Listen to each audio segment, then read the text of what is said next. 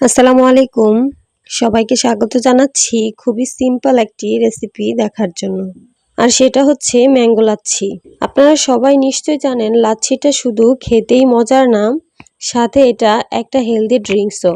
আর বিশেষ করে গরমের সময় তো এটা বেশ এনার্জেটিক একটা ড্রিঙ্ক।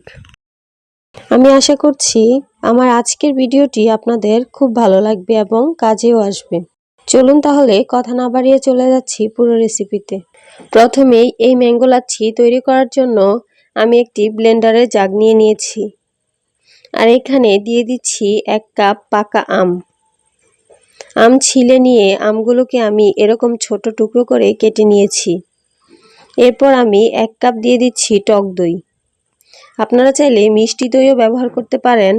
আর আমি 2 টেবিল চামচ দিয়ে দিচ্ছি গুঁড়া দুধ। আর গুঁড়া দুধটা আমি ব্যবহার করছি টেস্ট কিছুটা বাড়ানোর জন্য, তবে আপনারা চাইলে এটা বাদও দিয়ে দিতে পারেন। এরপর আমি 3 টেবিল চামচ দিয়ে দিচ্ছি চিনি। তবে আপনারা কেউ যদি মিষ্টি দই ব্যবহার করেন সেক্ষেত্রে চিনির পরিমাণটা একটু কমিয়েও দিতে পারেন বা না দিলেও চলবে। এবার দিয়ে দিচ্ছি 1/4 কাপ ঠান্ডা লিকুইড দুধ।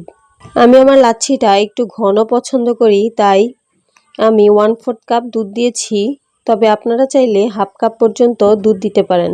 এবার সবশেষে অ্যাড করছি কয়েক টুকরো বরফ। এখন ব্লেন্ডারে জাগটা আটকিয়ে এই সব কিছুকে খুব ভালো করে ব্লেন্ড করে নিব।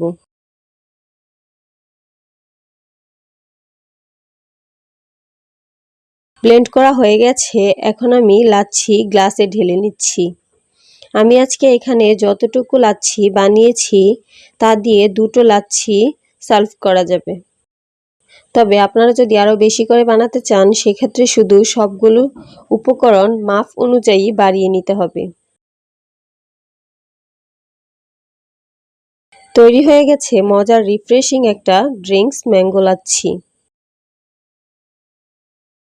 তো আজকের এই সহজ রেসিপিটি কেমন লেগেছে অবশ্যই কমেন্টস করে জানাবেন। ভালো লাগলে একটি লাইক দিবেন আর আমার চ্যানেলটি সাবস্ক্রাইব করে পাশে থাকবেন। সবাই ভালো থাকবেন। আল্লাহ হাফেজ।